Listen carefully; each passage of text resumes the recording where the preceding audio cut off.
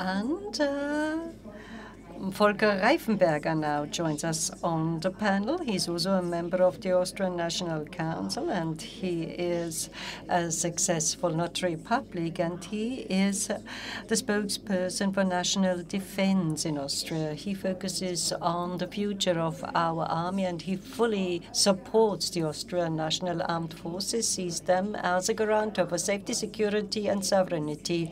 He speaks out against participating in project like Sky Shields, join the EU army, and it's great to have him here. A warm welcome, Volker Reifenberger.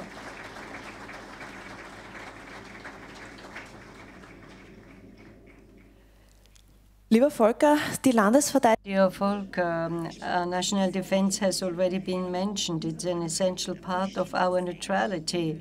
But what about Austrian national defense? Is Austria ready to defend itself?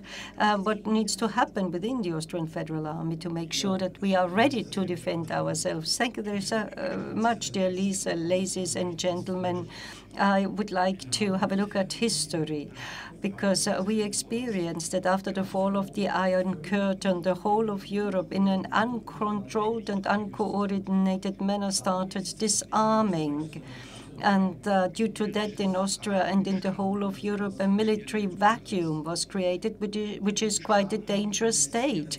And over the last few states, there has been the peace dividends. They cut down on defense spending and used the financial means in other areas. What did that mean for Austria? In times in the 1980s, beginning of 1990s, we had the spatial defense. You might remember General Spanocchi and the then Spanocchi doctrine. We had quite a high mobilization level. Sometimes more than 300,000 people we couldn't achieve in practice, but this was the planning level. So we had a strong federal army, federal armed forces.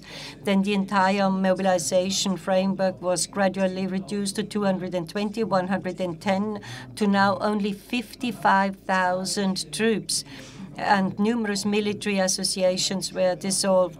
Heavy arms were sold, and only nothing or just a small nucleus of arms and weapons remained now that we see threats, aerial threats like drones. We used to have 6 air defense battalions, and now we only have 1 and try to slowly build up a second one. I remember some 15 years ago, I talked to a major general who has already retired, who told me that aerial defense was some type of weapon we no longer need. This is to be extinguished, he said. But the picture is a completely different one. Right now, militia was destroyed, and internationally, so these are the active officers on reserve, and the basic service was cut down, and mandatory military service at civilian level was stopped, and they only focused on foreign missions and the armed forces,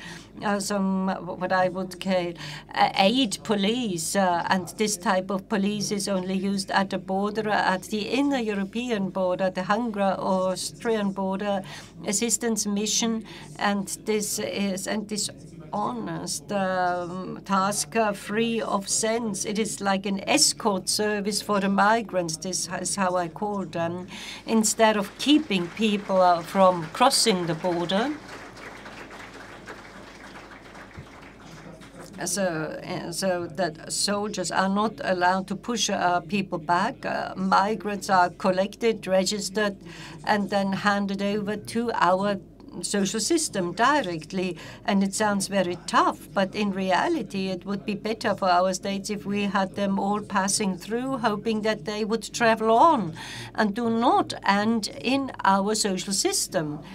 And in 2013, we had a popular referendum on the mandatory army service, and Vienna's mayor wanted to win election, but the majority was in favor of mandatory military service, and many countries envy us for that, because at international level, lots of other countries had given up mandatory military service, and passed on to professional army. In Germany, their military service has been suspended, and they want to reintroduce it. But once you have abolished it, it's not so easy to reintroduce that at internal level. And then there was Minister Doskozil and our own Minister Kunasek, who really suffered from the lack of funding. And I remember Minister Kunasek fought with the Minister for Finance, Blümel, at the time for a good budget for the Federal Armed Forces. And the OVP did not understand that we needed money for the armed forces. The Federal Chancellor Kurz said there will not be any battle of tanks in the Machfeld, and these were the simplified arguments voiced. And then there was this sudden turnaround. 2022, the war broke out in Ukraine, and in the Austrian Federal Army, they used the opportunity to also invest more money into the armed forces. The head of cabinet of Mr. Kunasek said in Austria things need to happen before they are ready and willing to invest into security. The avalanche disaster in Galtür meant that they finally bought some helicopters, and now it was the war in Ukraine when all of a sudden, fortunately, more money was made available. We have a federal army and federal defense financing budget which was adopted, because buying for armed forces, this is a long-term thing. You cannot buy all the equipment within one term of government, and we require long-term planning security. So we adopted this long-term law, which is based on the initiative of my predecessor, Mr. Reinhard Bösch. And there is a ramp-up plan, 2032 plus. Many of you will have heard that, to ensure that there is enough material and equipment. With the budget, we are at 1% of the GDP. NATO states used to have in the past the goal of 2% of the GDP for the armed forces. And many of the NATO states didn't achieve that in the past. But this year, all NATO states for the first time achieved the 2% of the GDP for the armed forces. So they spend twice as much for national defense as Austria. In Austria, we have no alliance we can rely on. We have to do everything ourselves. And our starting situation is worse because there is an investment backlog because of lack of investment over decades. So we start worse off, and we need to go and want to go towards these 2% of the GDP is also included in the current government program. But looking at the federal financing framework for 27-28 adopted only recently, then you will see funding is not increased, but to some extent also reduced. I believe that this 2% goal is far, far in the future, and the ramp-up plan 2032 plus is also at risk, and NATO is one step further. NATO proclaimed the new goal. Donald Trump defined it. The new goal is 5% of the GDP, 3.5% of that for military armed forces in the narrow sense, and 1.5% in civilian infrastructure, which is also required for military purposes. For instance, railway bridges need to be reinforced to ensure that there are proper transfers. So Austria is not ready to defend itself. We could not even protect ourselves for a longer period of time. Therefore, we need to increase our mobilization framework, because 55,000 soldiers is not enough to go for some serious national defense. And the money and material is one thing. You can buy that to a certain extent, but the more important problem in Austria is our personnel problem. And based on our national constitution, we have a militia army, and this is included in our constitution, but we are far, far away from achieving that goal. For this reason, we need an extension of the mandatory service and mandatory troop exercises for these reserve battalions. Otherwise, we will not be able to meet the targets. So currently, we cannot even actually achieve this level of 55,000 proper soldiers. Well, these are people who are on 6 hours on a list, and haven't seen any weapon for 6 years. And since they were with the Mandrel service, they had not been to any barrack. They have no experience with service and the weapon. And then you need to use them. And this means that you need to prepare them for a very long time to be able to make sure that they are ready for mission. We saw it during this COVID operation. It was the first partial mobilization we saw in the Second Republic, but we had a lead-up time for 2 months for something that had nothing to do with military services. This was low-level support service. Let's imagine how long you need to prepare for a proper military operation. So there's a lot to be done to make Austria ready for defense.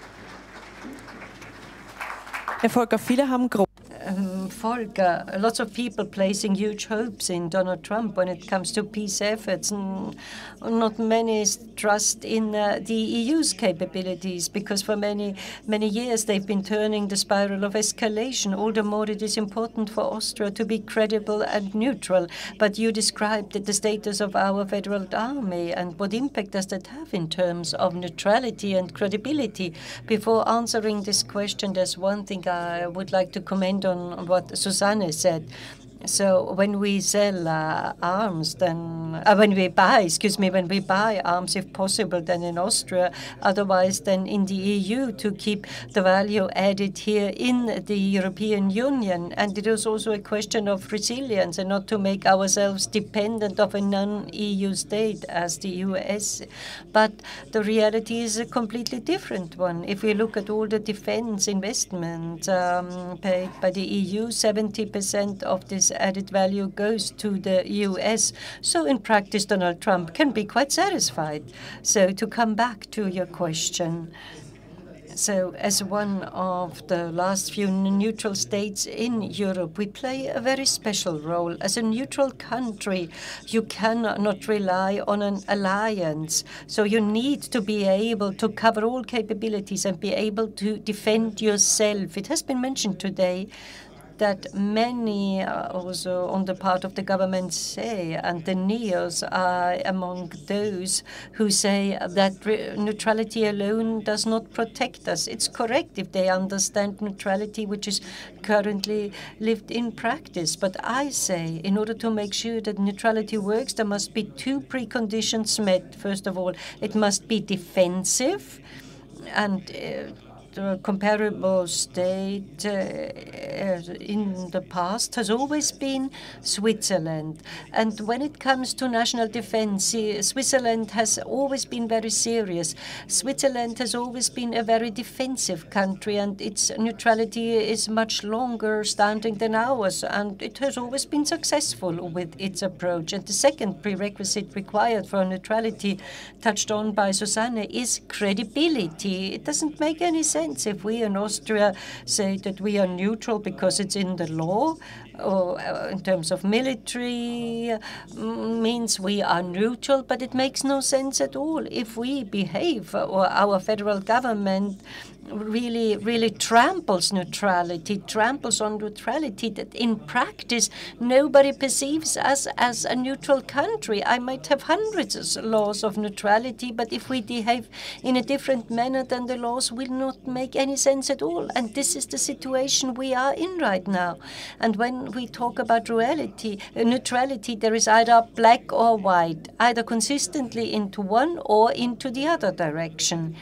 Because if you want neutrality, and we want, as Freedom Party, we want neutrality, then you need to be serious about neutrality. But you mustn't contribute to lots of things. However, we currently do that, then we must not act as Meindl Reisiner, our foreign minister, because this means that Medvedev said we no longer recognize Austria's neutrality. We declare Austria an unfriendly state, and in the future, Austria will be included in our programs when it comes to nuclear threats. what we are unfortunately doing in Austria, and this is the other approach, which can also be argued from a military point of view, give up neutrality and join NATO. And you can give enough military reasons, but we must go for one path. What we do in Austria is typically we are somewhere in the gray zone, and we try to say that, well, we are neutral, pick out the cherries, then we join the Trump the wagon, but we are neither black nor white. But we, the Freedom Party, we are the only ones who consistently support neutrality. And then others say, well, we are members of the European Union, which is by now also some type of a military alliance, and there is this duty to assist one another, as is the case with NATO. But what they forget to mention, that in the European Treaty there is the Irish clause, which means that neutral states can opt out when it comes to the European Defence Alliance. And I hold the view Susanne voiced before. Being neutral only from a military point of view, this is not possible. There are two levels of neutrality. This is the constitutional level. This is the neutrality law of 1955. And this constitutional level, due to our membership of the EU, this was diluted, and in the federal constitution they added a special paragraph on that. But above that type of neutrality, there is the second level. This is neutrality under international law, and this type of neutrality cannot be done away with because of membership of the EU. But, well, European law is above national law, but not above international law. And the international law level is deliberately neglected by many.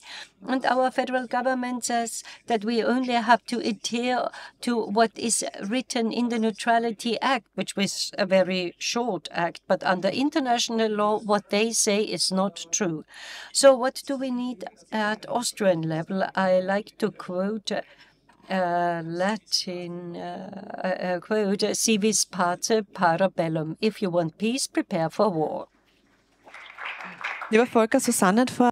Yes, Volker, Susanne said before, the European Union is concerned about expanding its own power and to reduce and to undermine and to weaken national states. And unfortunately, our own foreign minister, Foreign Meindl Reisinger, is moving in the same direction. He's talking about a defense European Union. At the same time, we should participate in the Sky Shield project. What does that mean for national defense here in Austria? Well, I think it's very important that national defense is a matter of the national states and remains so, and that we do not outsource that to the European Union, because like a magnet, it will draw upon itself new competences, which basically was not the idea, and that also applies to national security. And since you mentioned Sky Shield, that's one of my favorite topics, and which I've been following from the very beginning. Now, the Sky Shield began with a document, and by the way, that's the only document that we could see in Parliament. It's a so-called letter of intent, and in the meantime, it's become quite old, and we saw that. And in this letter of intent, 13 times the word NATO is mentioned, although it's a text that's only 2 pages long and has a cover sheet. And also the title of Sky Shield is that this project serves to strengthen the European pillar in the integrated defense of NATO. So even in the title of the Sky Shield project, it says NATO, and our federal government says that Sky Shield has nothing to do with NATO. Now, basically, we have here 3 levels of Sky Shield. The first 2 levels, I wouldn't really have so much against. The first one is a joint or common procurement, and that means that if we buy in larger numbers, we have a lower price. I have no problem with that. Of course, we can join in that. The second level is that of joint training with all of this equipment. I can also live with that. But where I really have a problem and where we have difficulties and where we go beyond the frontier of the neutrality, namely that you operate Sky Shield together and jointly. And if you talk to military officers in Germany, and that's really the lead nation of the Sky Shield, then they will say, of course, the goal is that this Sky Shield, sooner or later, will be part of the NATO strategy and structure. And so it doesn't really help if an Austrian officer then sits at the NATO stand and also tries to be part of it. No, in connection with the last electoral campaign, we ordered two expert opinions on the constitutional issues, and quite independent of each other, they wrote their expertises, their expert opinion. We didn't tell the one professor that we have also commissioned another expert opinion from another professor, so they really could work independently, and they both reached the conclusion that this third step, the joint operation, is a clear violation of our constitutional neutrality, not only our constitutional neutrality, but below that there is also another level. Sky Shield is already a problem with neutrality because it is a defense. It has to be qualified as a defense agreement, and the neutrality legislation that we have, it's forbidden to join such a military agreement.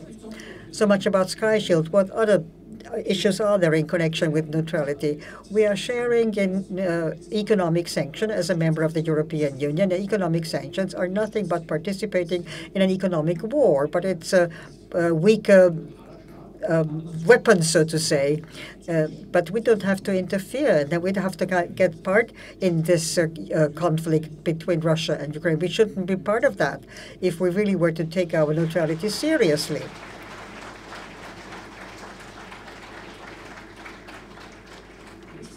And the next major violation, think of the many military transports and flights going over Austria that we are experiencing now.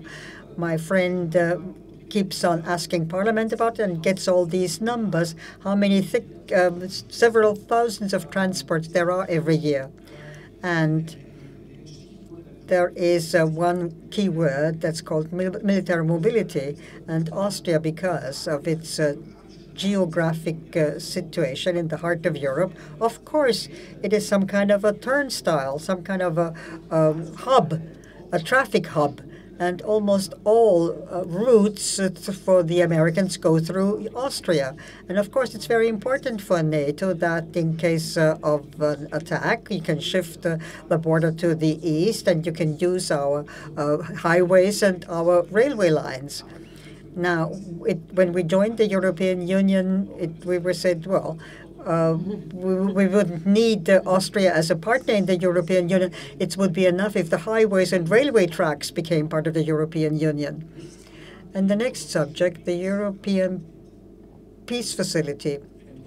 This is a big pot, and where the EU uses to finance the Ukraine to a large extent. So artillery, grenades, and other military weapons is paid from that. Austria is also paying into that pot. But our federal government tells us that the money that we pay into that pot is only used for other material, not for lethal material. But that's really just a trick, because these are communicating vessels. And if we pay into that pot, and perhaps we say that the money is not for the lethal weapons, then the money of other countries is used much more for these lethal weapons. So it's just one big trick. And then OIMAP is another project. Here, Ukrainian soldiers are being trained by the European Union. Now, Austria, Mrs. Tanner, of course, is clever enough to admit that, well, the Austrian army cannot train Ukrainian soldiers. But what do? We finance through this project the training of Ukrainian soldiers who will then be trained in other EU states. Another financial commitment and another involvement in this war. And all of what I have mentioned here are really serious violations of our neutrality, and we should actually abstain from them. And coming back to your question, no. Unfortunately, we are not behaving in a neutral way, and I think this is very dangerous.